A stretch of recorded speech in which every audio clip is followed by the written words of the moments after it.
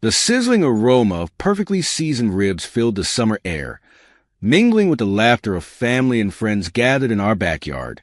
My wife, Sarah, handed me a plate of freshly buttered corn while our neighbors sipped on cold drinks, enjoying the warm evening. Everything was perfect until it wasn't. A piercing voice shattered the peace like a broken bottle on concrete. "You have got to be kidding me." I turned just in time to see Karen, the self-appointed HOA dictator, storming toward my backyard like a heat-seeking missile. Her face was red with rage, and in her hand, she clutched her ever-present clipboard, which I assumed contained a long list of imaginary offenses I had supposedly committed. Sarah sighed, already knowing what was coming. The rest of our guests exchanged looks, some amused, some annoyed. "John," Karen spat my name like it was poison. "You are violating HOA policy again. The smoke from your grill is polluting the air, and the noise from your little gathering is disturbing the peace. I demand you shut this down immediately. Love seeing entitled people get what they deserve. Subscribe for more crazy stories like this." I took a deep breath, willing myself to stay calm. "Karen, it's a barbecue. We checked the HOA regulations before setting this up. We're well within the guidelines. We aren't breaking any rules." Her nostrils flared like an enraged bull. "I don't care what you think you read. I'm calling the cops." A collective groan rippled through the crowd. "Are you serious right now?" One of my friends, Mark, chuckled in disbelief. "It's 6 p.m, not midnight, Karen, and we're just having dinner. I said what I said." Karen screeched. She jabbed a finger at the grill. "The smoke is ruining the neighborhood. My guests—" "You don't have guests," Sarah interrupted, folding her arms. "You just hate seeing people enjoy themselves." Karen gasped like Sarah had just insulted her entire bloodline.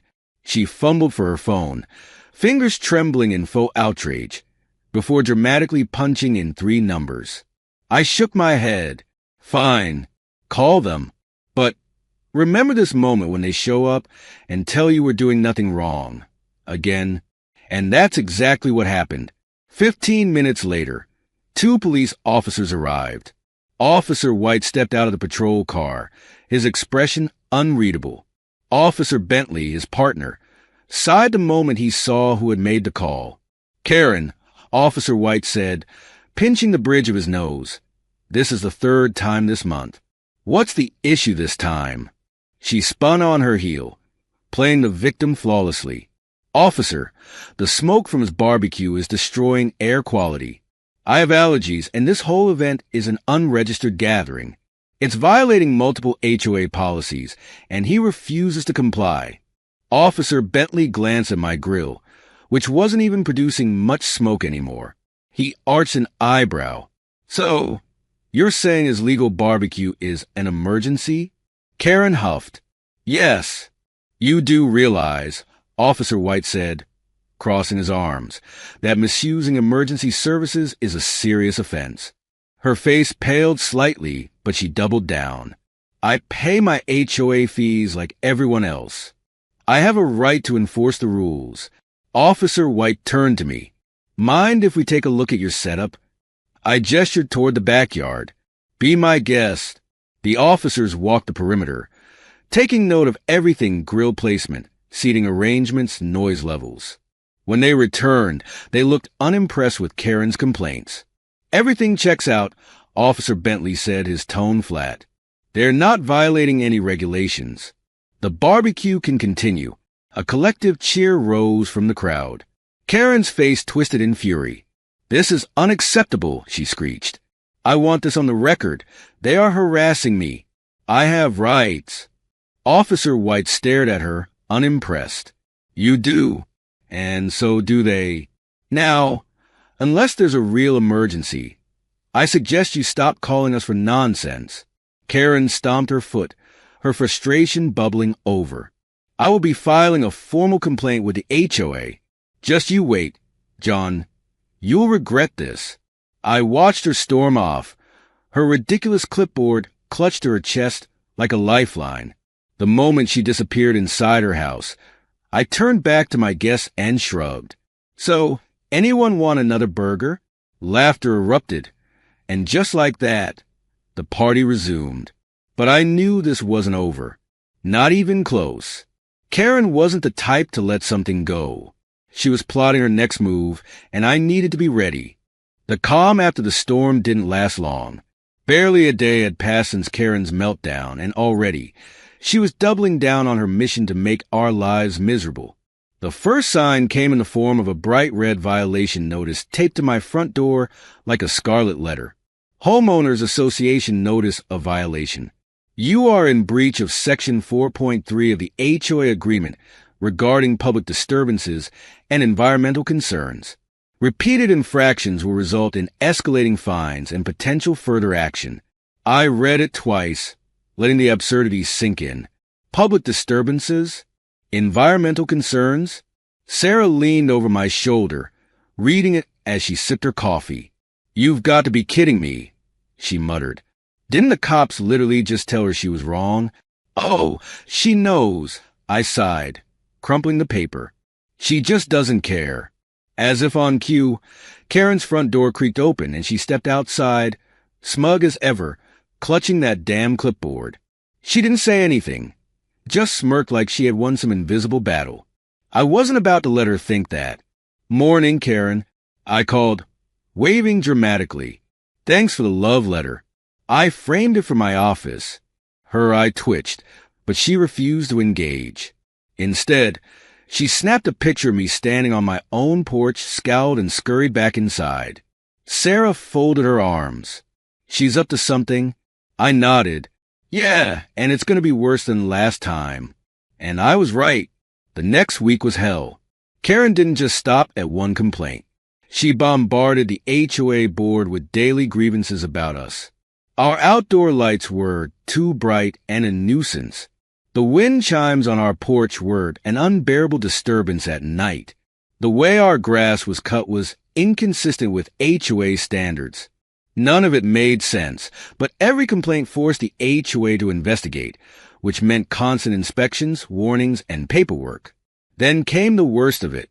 One evening, as Sarah and I were setting up for another small barbecue with just a couple of friends, flashing red and blue lights appeared down the street. Oh, you have got to be joking, Sarah groaned. 2 police cruisers pulled up to our house. Karen stood on the sidewalk, arms crossed, acting like she was witnessing a felony in progress. A tall officer I hadn't seen before approached, his expression serious. We received a report of an unauthorized gathering exceeding HOA limits and potential illegal activity. Sarah choked. Illegal activity? What the hell did she tell you? Karen cleared her throat dramatically.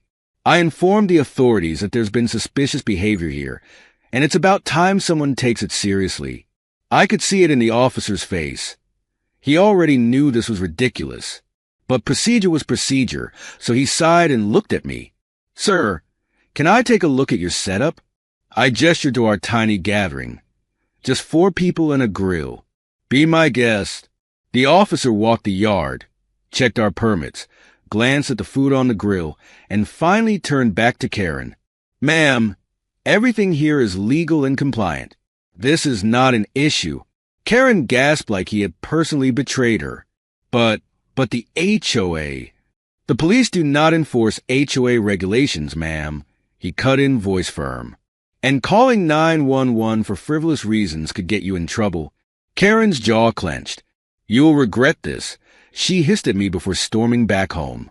But I was already prepared for her next move. I had security cameras installed last week. Every time she came onto my property, took pictures, or left one of her passive-aggressive notes, I documented it. And when I checked the footage later that night, I caught her sneaking onto our porch at 2 a.m., tearing down our barbecue permit notice from the HOA board and ripping it to shreds. Sarah and I stared at the footage in shock. She's lost it, Sarah whispered. She's actually breaking the law now. I smirked, already planning my next move. Oh, Karen, I muttered, rewinding the footage. You just made this so much easier. The next morning, I walked into the Homeowners Association office with a USB drive in my pocket and a smile on my face. The receptionist barely looked up. "Can I help you?" "Yes," I said, sliding the drive onto the counter.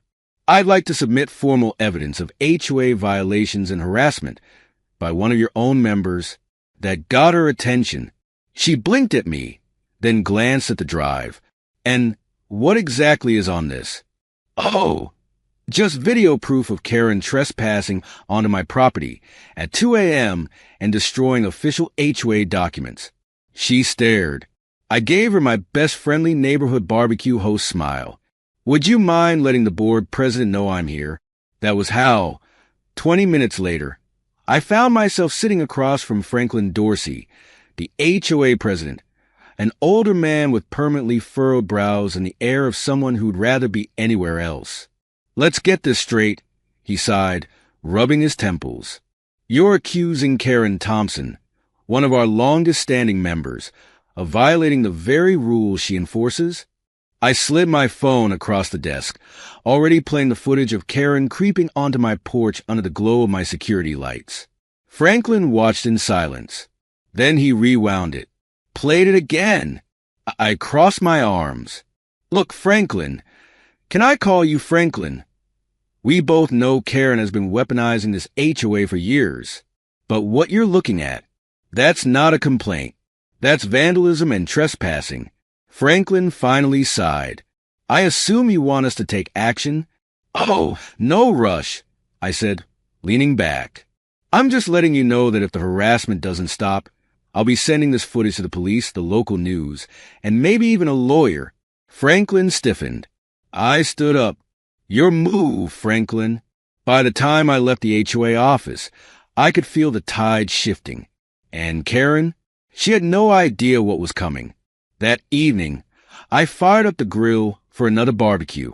Not a party, just me and Sarah, a couple of steaks, and the sweet, sweet smell of victory. But before I could even flip the meat, Karen came storming out of her house like she had been waiting for this moment. I smirked. "Showtime. You think you're clever, don't you?" she spat, stopping at the edge of my property line. "Karen, it's been less than 12 hours since I last saw you, and I already missed you," I said, flipping a steak. "How's your day been?" Her hands clenched into fists. "You went to the HOA, didn't you?" I feigned innocence. "Whatever gave you that idea?"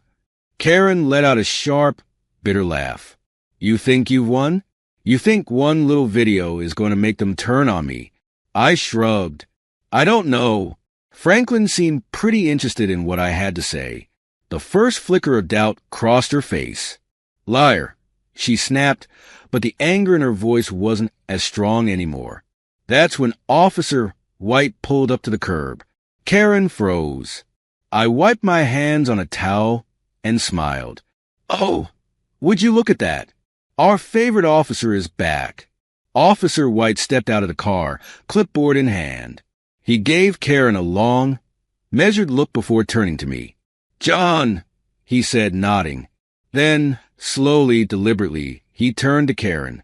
"Ma'am, we have received multiple false emergency calls linked to this address. Additionally, there is now documented evidence of you trespassing and vandalizing private property." Karen actually took a step back. "This is harassment," she hissed. "I was enforcing the rules." Officer White didn't blink. "Ma'am, HOA rules do not override the law. You've been warned multiple times." He pulled out a citation slip and started writing. Karen's face drained of color. What are you doing?" "Issuing a formal citation for trespassing and harassment. Additionally, if any more false reports are made from your address, you could face criminal charges." I had never seen Karen speechless before. It was glorious. She tried one last time, but I was only trying to. Officer White snapped his notebook shut. "You're done, ma'am. Have a nice evening." Karen stood there, shaking, while I took a deep, satisfied breath of smoky barbecue air. Then I looked at her and smiled. "Oh, Karen, you really should have just left us alone." The days following Karen's humiliation were eerily quiet. For the first time in months, There were no passive-aggressive notes in my mailbox. No surprise inspections from the HOA. No flashing red and blue lights pulling up to my house during dinner. Karen had gone silent. At first, I thought she was licking her wounds, trying to recover from the reality that she wasn't as untouchable as she thought. But something in my gut told me this wasn't over. And I was right. It was the morning of our biggest barbecue yet. A full-on neighborhood event to celebrate Karen finally being put in her place. Everyone was bringing something. Ribs, burgers, salads, desserts. Even the officers who had been dealing with Karen's nonsense were invited. I was setting up the grill when Sarah stepped outside, pale-faced, holding her phone. "You are not going to believe this," she said. I raised an eyebrow. "Try me." She turned the screen to me. It was a message from Franklin Dorsey, the HOA president. Urgent notice. HOA emergency meeting. Mandatory attendance. Agenda. Discussion of complaints filed against John and Sarah Miller. I laughed. Loud. "Are you serious?" "She's actually trying again." Sarah folded her arms. She must have gone to the board and pulled whatever strings she had left. I shook my head, tossing the grill tongs onto the table. "All right, fine. Let's go entertain the idiots." The HOA meeting was packed. Neighbors filled the seats, whispering to each other. A few shot me apologetic looks. They knew exactly what this was about. At the front of the room, Franklin sat stiffly, hands folded. Karen was perched beside him, looking far too smug for someone who had just been slapped with a citation. I crossed my arms, waiting. Franklin cleared his throat. "We've gathered here today to address recent complaints made regarding John and Sarah Miller's continued." "Oh, cut the crap, Franklin," I said. "We all know who filed those complaints." Karen gasped, clutching her chest like I had personally struck her. "Excuse me? I am a dedicated HOA member, and I have every right to report violations in our community." I smirked. "Oh, is that right? Then why did the police tell you to stop abusing emergency services?" The murmurs in the room grew louder. A few neighbors chuckled. Karen's face twitched, but she squared her shoulders. "That has nothing to do with this. The fact remains that John and Sarah have been disrupting the neighborhood with constant noise, excessive smoke, and—" I reached into my pocket, pulled out a USB drive, and tossed it onto the table. Franklin eyed it. "What's this?" I leaned forward. "That, Franklin, is every single recorded instance of Karen harassing us. Every note, every false complaint. Every time she trespassed onto our property." Karen shot up from her seat. "That's a violation of privacy." I snorted. "You mean the cameras on my own property? Funny how that works." Franklin sighed, rubbing his temples. "Karen, is this true?" She scoffed. "I was only trying to uphold the standards of our community." Franklin turned to a bored-looking woman on the board. "Play the footage." The room fell silent as the videos played. Karen sneaking onto our porch at 2 a.m. Karen tearing up our HOA permit. Karen snapping pictures of our backyard from behind a bush. By the time it ended, half the room was shaking their heads. Franklin exhaled. "Karen, this is the lot." She tried one last time. You don't understand. If we let people like him." "People like who, Karen?" I asked, tilting my head. She clamped her mouth shut. Franklin turned to me. "We'll be dropping all complaints against you, effective immediately." I grinned. That's all I needed to hear. Karen stood there, shaking with rage. Then Franklin sealed her fate. "Karen, given the repeated misuse of HOA authority, we'll be reviewing your status on the board." Her eyes bulged. "What?" "You're on probation until further notice. If there are any more issues, you could face removal from the HOA entirely."